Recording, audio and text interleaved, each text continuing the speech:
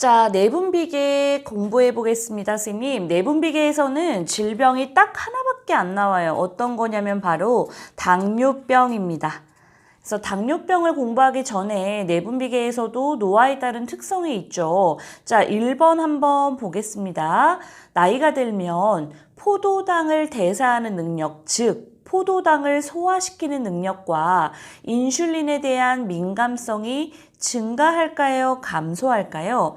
감소하게 되면서 쉽게 뭐가 되냐면 고혈당이 돼요.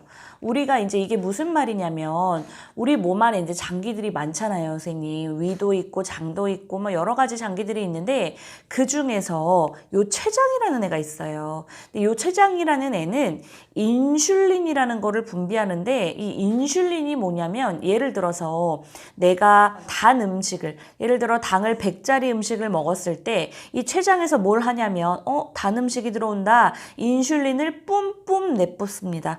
인슐린은 이 당을 낮춰주는 역할을 하는데요. 20대의 췌장이랑 80대의 췌장이랑 같을까요, 선생님? 소화기계 배우시고 넘어오셨죠? 소화 능력도 나이가 들면 떨어지는 만큼 이 췌장에서 인슐린을 분비하는 것도 떨어져요. 그러니까 옛날에는 단 음식이 들어오면 뿜뿜 내뿜었다가 이제는 뿜뿜 내뿜는 거예요. 그래서 췌장에서의 인슐린의 분비가 느려집니다. 그렇기 때문에 공복 시에 혈당이 올라가는 거예요. 제때 낮추질 못하기 때문에. 그 다음 갑상선 크기는 어떻게 되냐면 감소합니다. 갑상선 크기가 감소하고 크기가 감소하는 만큼 나오는 호르몬도 감소되고요. 예를 들어서 근육이 빵빵한 사람들은 밥을 막 이만큼씩 먹어도 소화가 다 되고 살이 안 찌잖아요. 그런데 우리같이 근육이 없는 사람들은 밥을 똑같이 그렇게 먹으면 살이 찌죠. 그 이유는 근육량이 많으면 많을수록 기초대사율이 뭐냐면 내가 아무것도 먹지 않아도 하루에 소비하는 칼로리를 말을 하는 거예요. 근데 그거는 곧 근육량이랑 비례를 하거든요. 그래서 근육량이 높으면 기초대사율도 높고 근육량이 낮으면 기초대사율도 낮는데 나이가 들면 근육이 올라갈까요? 떨어질까요? 근육 질량이 떨어지면서 기초대사율도 감소하게 됩니다. 여기까지가 내분비계의 노화에 따른 특성이었고요. 자, 내분비계에서 공부하실 거는 당뇨병입니다. 당뇨병의 정의를 먼저 좀 볼게요. 혈중 포도당 수치를 조절하는 인슐린이 분비되지 않거나 분비는 되지만 부족한 경우 혈중 포도당 수치가 올라가서 어디에? 소변에 당이 섞여서 나오는 질환을 당뇨병이라고 한다. 당뇨병에서는 시험에 가장 많이 나오는 게 증상입니다.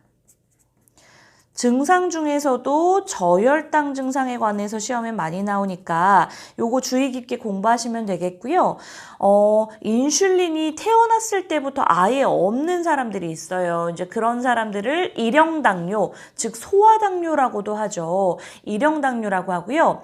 분비는 됐는데 내가 이제 나이가 들고 뭐 살이 쪘다거나 운동이 부족하다거나 아니면은 뭐 유전적 소인이나 비만 등으로 인해서 점점 인슐린의 분비가 부족한 경우에는 2형 당뇨, 즉 성인성 당뇨가 되겠는데요. 그럼 당뇨는 관련 요인이 어떤 게 있냐면 과식, 비만, 운동 부족, 스트레스, 유전도 있습니다. 그래서 이런 것들이 당뇨를 일으키는 요인이다라고 보시면 되겠고요. 당뇨병에서 증상이 가장 중요하다고 했었습니다. 그중에 첫 번째 증상 공부해 볼게요. 제주에는 3개가 많대요. 예를 들면 뭐 여자, 바람, 돌, 그리고 삼다수가 있죠. 그래서 당뇨에서도 삼다가 있습니다. 많을 따자고요. 과연 뭐가 많은지 한번 볼게요. 다다다. 삼다가 있는데 어떤 거냐면 하나는 다음증, 하나는 다식증, 하나는 다뇨증입니다. 음식을 많이 먹어서 소변이 많이 나와요. 다음증, 다식증, 다뇨증인데 이상하게 체중은 어떻게 되냐면 감소합니다.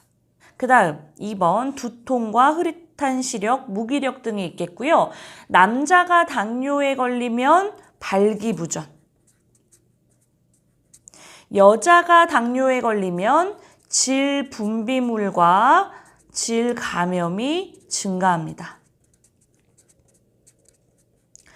여자의 질은 원래 산성이에요. 그런데 소변에 당이 섞여 나오는 당뇨에 걸리게 되면 여자의 그 질 안에 산성의 환경이 균이 잘 침범할 수 있는 환경으로 바뀝니다. 그렇기 때문에 여자는 질 분비물과 질 감염이 증가하고요. 사실 이게 제일 무서운 거죠. 당뇨는 상처가 잘 낫습니까? 아니죠. 상처 치유가 지연됩니다. 그 다음 8번 감각 이상 및 저하가 있고요. 고혈당 증상도 있고 제일 중요한 거 하나 나왔습니다. 선생님. 당뇨에서는 저혈당 증상이 제가 제일 중요하다 그랬어요. 당 떨어져. 이런 말 많이 하시죠, 선생님. 저혈당의 증상은 굉장히 중요합니다. 같이 한번 볼게요. 첫 번째, 땀을 많이 흘림. 식은땀을 막 흘리기 시작하고요. 두 번째, 두통. 세 번째, 시야 몽롱. 그 다음 배고프고 어지러워요. 자, 저혈당 증상은 굉장히 중요하니까 우리 선생님들 꼭 인지하고 넘어가셔야 됩니다. 자, 그러면 이런 당뇨는 어떻게 치료를 해야 되는지. 사실 당뇨는요, 식이,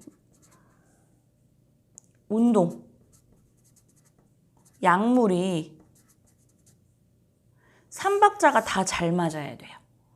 그러면은, 그러니까 예를 들면은 내가 아무리 식이를 열심히 했다고 해서 운동 약물을 안 하면 당뇨에는 효과가 없고, 운동을 아무리 열심히 한다고 해서 식이 약물이 안 따라주면 효과가 없어요. 그렇기 때문에 식이, 운동, 약물이 3박자가 고루고루 맞아야 되는데, 그러면 당뇨병에 걸렸을 때 이 식이요법은 어떻게 해야 되는지 한번 확인해 볼 건데요. 딱 포인트가 두 가지예요. 첫 번째는 삼시세끼, 적당량, 규칙적으로 먹으면 됩니다. 당뇨라고 해서 모든 걸 다 제한할 필요는 없는데 딱 하나 제한하셔야 될 게 있다면 어떤 거냐? 단순당은 피해야 돼요. 이게 무슨 말이냐면 단순당이라는 거는 100% 당으로만 이루어져 있는 식품을 단순당이 많이 있는 식품이다 이렇게 얘기를 하는데, 대표적인 예로 아이스크림, 주스, 사탕, 설탕, 꿀 이런 거를 단순당이라고 그러거든요. 단순당은 피해요. 그런데 여기서 만약에 내가 저혈당에 빠졌어요. 갑자기 식은땀을 흘리고 어지럽다 그래요. 그러면 얼른 뭘 보충해 주셔야 될까요? 이 단순당을 보충해 주셔야 됩니다. 일단은 식이요법은 요 1번, 2번 정도로 설명할 수 있겠고요. 운동은 과연 언제 해야 되는지 한번 확인해 볼게요. 운동은 언제 해야 되냐면 식후 30분에서 1시간 후부터 운동을 하셔야 돼요. 공복에 운동하면 살도 빠지고 좋지 않나요? 하실 수 있는데요. 공복에 운동을 해버리거나 식후 즉시에 운동을 해버리면 공복에 하면 저혈당에 빠질 수 있고요. 식후 즉시에 왜 안 하냐면 음식이 들어가서 위에서 소화가 되는 시간이, 소화가 돼서 당이 올라가는 시간이 식후 30분에서 1시간 후부터입니다. 그렇기 때문에 올라가는 시간 후부터 운동을 해야지 당뇨에 사실 효과가 있잖아요. 그래서 식후 30분에서 1시간 후부터 운동을 해라. 그러면 얼마나 운동을 해야 되는지 하루에 최소 30분 이상, 길죠. 최소 30분 이상 운동을 하고 일주일에 5번 이상 운동을 하셔야 됩니다. 만약에 그런데요, 예외가 있어요. 혈압이 높으면 어떻게 해야 될까요? 바로 운동을 하면 안 되고, 혈압이 높으면 혈압을 낮춰놓고 운동을 하셔야 되고, 만약에 혈당이 300이 넘어버리면 혈당을 낮춰놓은 후에 운동을 하셔야 되겠습니다. 자, 약물요법 보겠습니다. 선생님, 먹는 인슐린은 있을까요? 먹는 인슐린은 없습니다. 인슐린은 무조건 주사로만 맞을 수 있어요.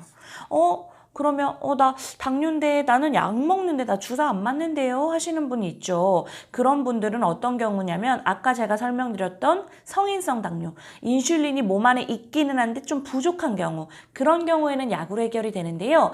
태어났을 때부터 인슐린 자체가 없이 태어나는 소아당뇨인 경우에는 인슐린은 먹을 수가 없기 때문에 주사로만 맞아야 돼요. 왜 먹을 수 없냐면 인슐린은요, 입으로 복용을 하면 위에서 다 파괴가 돼버립니다. 그렇기 때문에 반드시 주사로 주입해야 됩니다.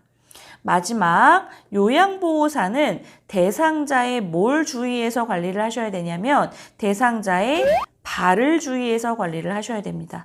당뇨는 사실 그 자체가 위험한 질병은 아니에요. 그런데 합병증이 굉장히 무섭거든요. 합병증, 그 무서운 합병증 중에 하나가 발이 썩어 들어가는 당뇨발이라는 건데, 그러면 당뇨병 대상자의 발 관리 원칙엔 어떤 게 있는지 제가 한번 띄워드리고 설명을 드릴게요. 첫 번째는 혈압과 혈당을 관리하시는 거고요. 두 번째는 주의 깊게 발 관찰하기.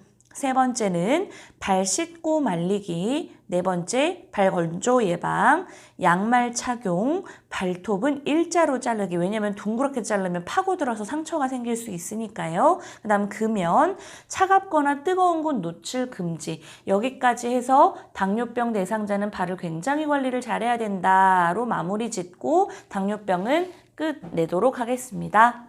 오늘도 봐주셔서 감사합니다. 좋아요, 구독, 알림 설정 부탁드리고요. 저희는 다음 다음 영상에서 만나요.